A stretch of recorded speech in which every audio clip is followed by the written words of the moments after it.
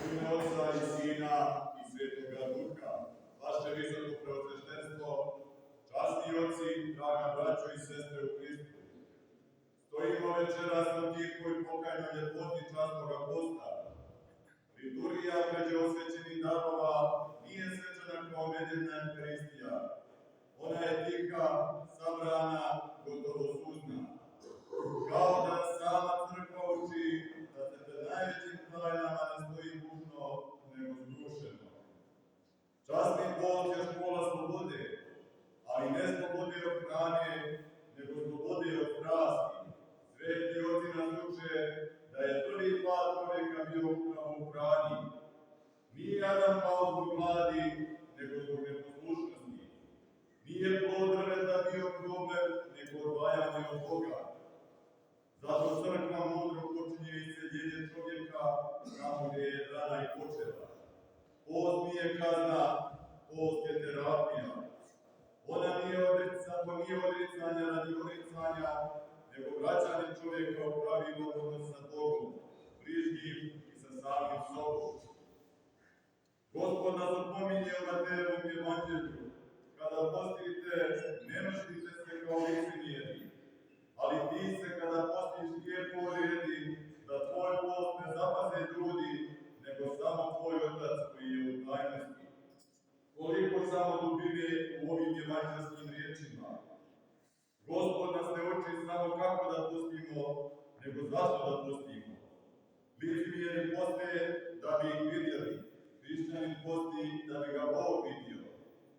Licemjer izobliči lice, hrišćanin preobražava srce. Najveća opasnost posta nije da ga ne držimo, nego da ga držimo pogrešno. Možemo brojati zalogaje, a ne brojati svoje grijehove. Možemo paziti na ulje, a ne paziti na svoj jezik. Sveti Jovan Zlatousti kaže: ne govori mi koliko dana sam postio. Pokaži mi da si postio, postao protak, da si oprostio neprijatelju, da si pomogao siromahu. Jer post bez milosrđa postaje dijeta, post bez smirenja postaje gordost, post bez ljubavi postaje prazna forma. Pređosvećena liturgija nam otkriva još jednu tajnu. Darovi su već osvećeni, ali mi smo ti koji treba da se osvetimo. Bog je uvijek spreman. Pitanje je, jesmo li mi spremni? Ova liturgija je liturgija čežnje. Ona nas uči da spasenje nije površno. Ona nas uči da glad može biti sveta, a žeđ blagoslovena. Blaženi žedni i gladni pravde. Časni post nas posjeća da čovjek nije stvoren samo da bude sit, nego da bude svet.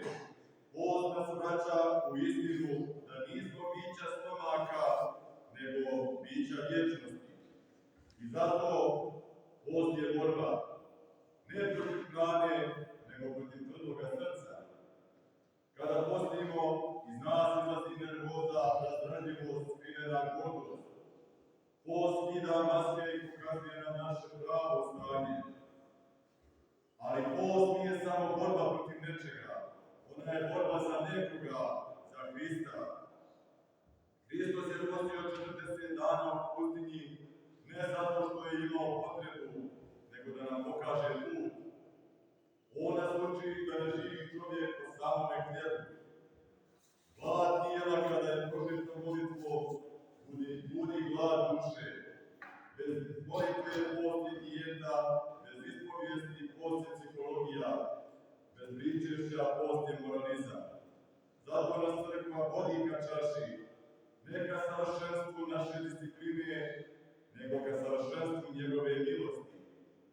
Možda smo već i pali u ovome postu, možda smo prekršili pravilo, možda smo osudili bližnjega, ali post nije takmičenje bez greške, post je put povratka. Svako večer kada kleknemo i kažemo: Gospode oprosti, post je uspio. Svakoga puta kada progutamo riječ osude, post je uspio. Svakog puta kada damo od sebe onome koji nema, post je uspio.